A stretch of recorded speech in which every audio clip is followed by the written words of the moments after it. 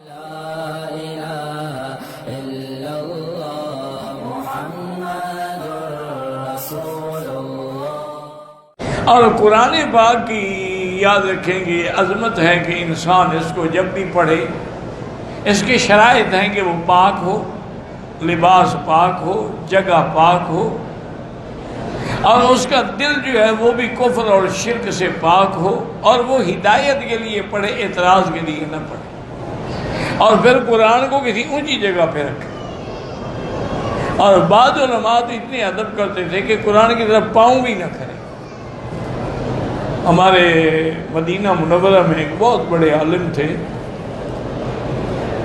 مولانا بدر عالم، انہوں نے بڑی اعلیٰ کتابیں تصنیف فرمائی ہیں۔ بہرحال اللہ نے ان کو علم بھی دیا تھا، حلم بھی دیا تھا، ولایت بھی عطا فرمائی تھی۔ وہ فوت ہو گئے، دفن ہو گئے۔ اب قدرتی بات یہ ہے کہ مدتوں کے بعد، کیونکہ قاعدہ یہ تھا عرب میں کہ بھئی ایک مردے کو جب دفن کر دیتی ہیں 6 مہینے کے بعد قبر کھود کے اس کی ہڈیاں الگ کر دیتی ہیں، اس جگہ پھر دوسرا مردہ دفن کر دیتی۔ تو ان کی قبر مبارک جب کھولی گئی تو دیکھا کہ بالکل پورا کا پورا یعنی ذرا کفن بھی میرا نہیں ہوا،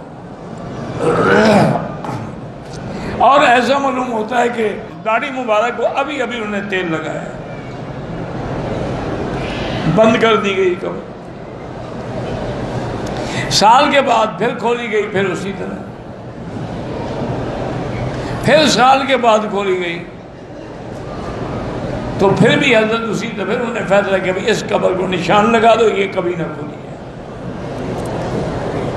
تو ان کے گھر والوں سے پتہ کیا اور ان کے شاگردوں سے پتہ کیا، ان کے کچھ عزیز جو ہیں وہ ابھی تک بھی مدینہ منورہ میں ہیں،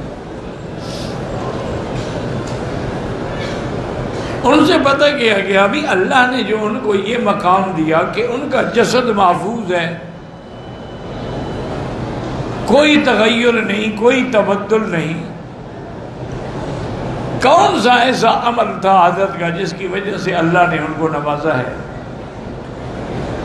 انہوں نے کہا جی ویسے تو وہ بہت بڑے عالم تھے نا، ہر وقت قرآن و حدیث ہی پڑھتے پڑھاتے تھے، لیکن ایک بات ان میں تھی جو ہم نے کسی اور بزرگ میں نہیں دیکھی، کہ وہ جیسے قرآن کی طرف پاؤں نہیں کرتے تھے نا، حافظ قرآن بیٹھا ہو تو اس کی طرف بھی پاؤں نہیں کرتے،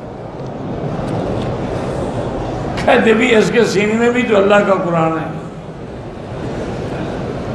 تو یعنی وہ اتنا ادب کرتے تھے اللہ کے قرآن کا، اس کا صلہ اللہ نے یہ دیا کہ ان کے جسد کو محفوظ ہے۔ اس لیے ہمیشہ یاد رکھیں، بعض لوگ قرآن پڑھتے ہیں سوئے ہوئے ہیں، یوں پکڑا ہوا ہے، اور بعض لوگ ٹیک لگائے ہوئے ہیں، اور اس طرح قرآن نہیں پڑھا، قرآن ادب کے ساتھ پڑھنا ہوتا۔ یعنی میرے آقا جو رحمت دو جہاں ہیں، جو امام الانبیاء ہیں، ان میں جب قرآن وحی اترتی تھی تو آپ پسینہ پسینہ ہو جاتے۔ بی بی عائشہ فرماتی ہیں کہ سردیوں کی رات میں جب شدید سردی ہوتی تھی اور وحی نازل ہوتی، یا تفسد عرقاً، حضور کے پسینہ آ جاتا پیشانی پہ اور آپ پسینے کو صاف کر رہے ہیں۔